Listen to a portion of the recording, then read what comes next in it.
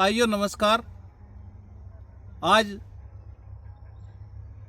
आम बजट 2026 प्रस्तुत हो चुका है और बजट के आने के बाद तमाम आशंकाएं, तमाम भावनाएं और तमाम बातें, तमाम कयास इस बात को लेकर लगाए जा रहे हैं कि आखिर इस बजट में कृषि क्षेत्र को क्या मिला।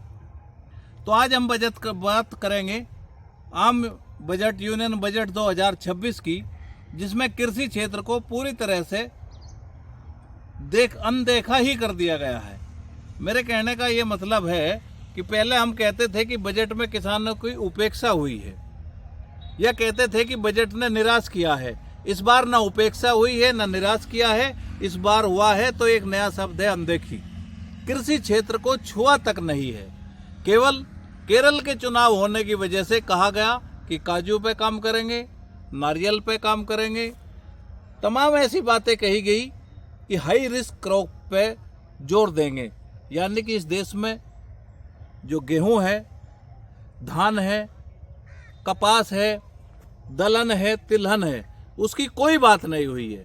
हर बार बजट में होता था कि दलहन मिशन चलाएंगे, तिलहन मिशन चलाएंगे, वे सब मिशन छोड़ दिए गए हैं। आखिर ऐसा क्यों? देश में क्या दालों की आवश्यकता पूरी हो चुकी है?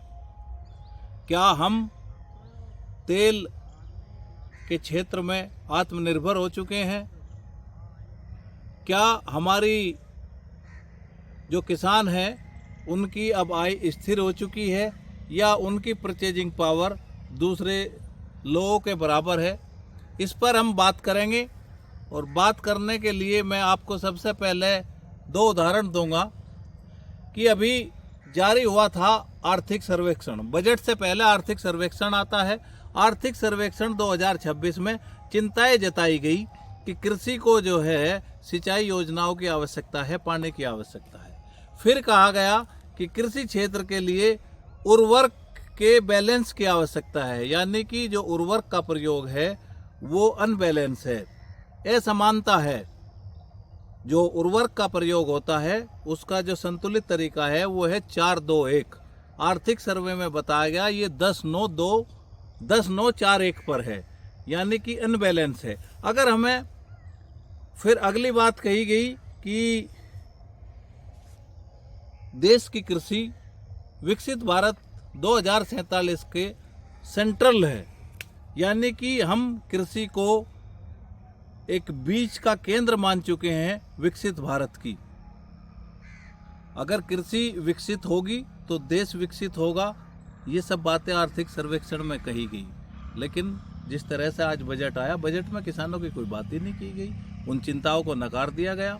अगर इस देश में फर्टिलाइजर्स के बैलेंस प्रयोग की बात है तो गांव स्तर पर हमको मिट्टी टेस्टिंग की लैब बनानी होगी। जब किसान का रिजल्ट ही नहीं आता, किसान को ये ही नहीं बताया जाता कि उसके खेत में एन की आवश्यकता है, पी की आवश्यकता है या के की आवश्यकता है, या आपके खेत में कैल्शियम कितना है, सल्फर कितना है, इसकी मात्रा कितनी है, तो जब हमें वो ही नहीं बताया जाएगा तो फिर हम बैलेंस फर्टिलाइजर का उपयोग कैसे करेंगे?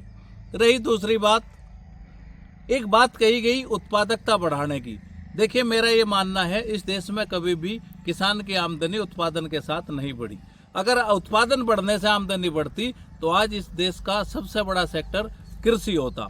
आज हमारी ग्रोथ, पूरी ग्रोथ में हमारा योगदान 4.5% का रह गया है। जो कृषि क्षेत्र 16% तक ग्रोथ देता था वो आज सिमट के 4.5% पर आ गया है। यानी कि 4.5% का मतलब हुआ कि हम देश की जो जीडीपी है उसमें 4.5% का योगदान करते हैं, और जो सर्विस सेक्टर है वो 60% का योगदान करता है। यानी कि उल्टा। देश में हमारे एक कहावत थी, उत्तम खेती मध्यम बाण, करे चाकरी सो निदान।